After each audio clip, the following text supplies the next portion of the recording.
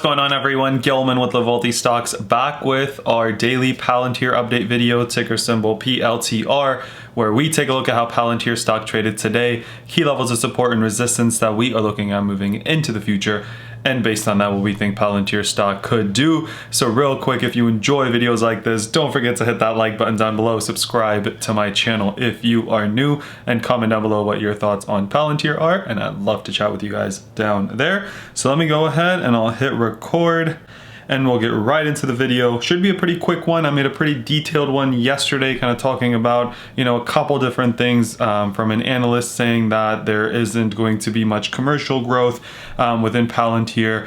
We talked about, a little bit about demo day. So watch that video if you haven't seen it yet for more kind of detailed. Here, what I want to talk about is a little bit about demo day, which is happening in 2 days.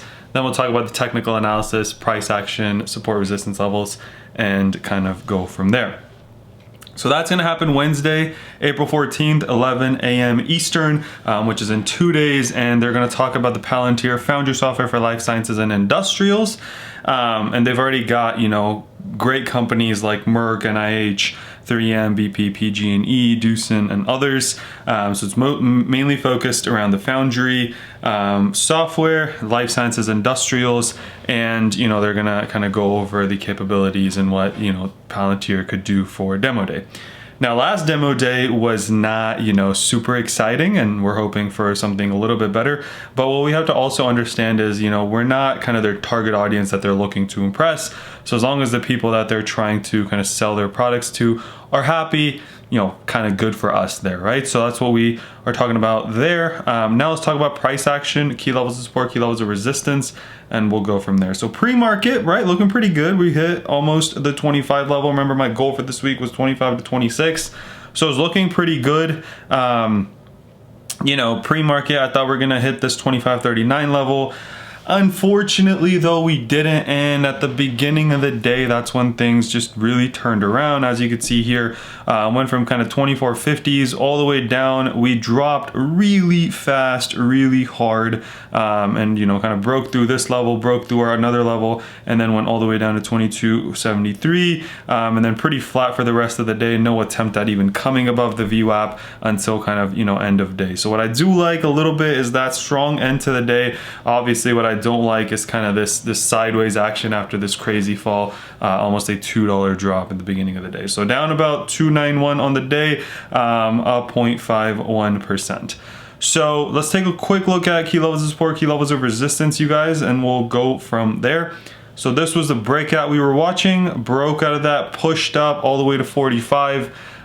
Sold off, right, ran into earnings, and then we got the lockup expiration, which means executives could sell their shares.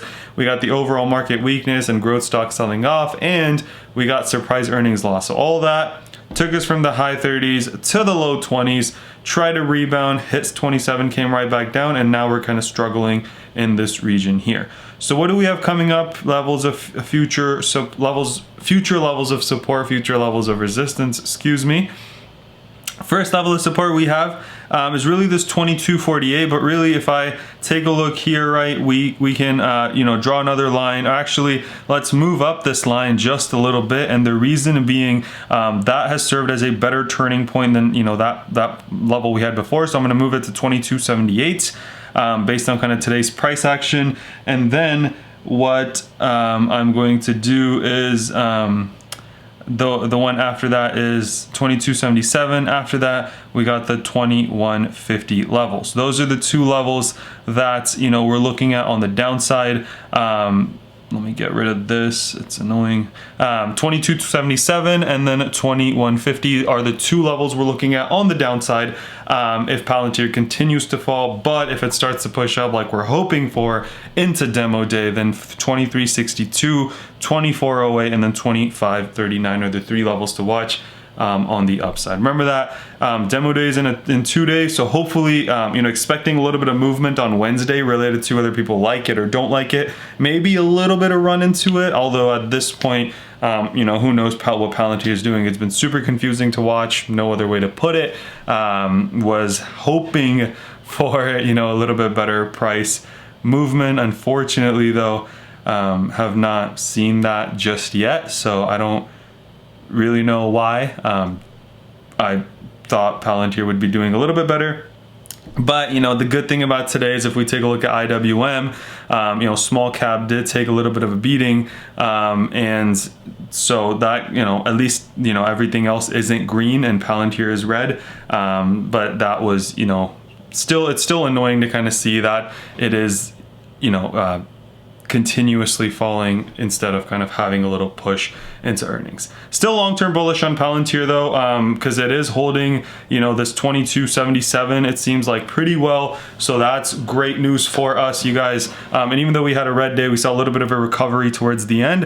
Hopefully we see a run into kind of, again, a push up closer to the 25 level sometime this week, depending on how demo day goes. So I'm watching the stock closely over the next 2 days, seeing how demo day goes and kind of reassessing, you know, how Palantir looks. I do think long term it'll keep going up, but you know, short term my leaps are suffering a little bit as the IV is getting sucked out of them. So I continue to hold my Apple shares. I continue to hold my leap calls going out to 2022 and 2023 until, you know, I see a reason to not hold anymore. I've done this kind of every day, so I'll do it again. But if we take a look at where we are today and we can get back into the mid 30s, it's about a 50% return on stock, not options. $40 would be a 71% return and 45 would be a 92% return.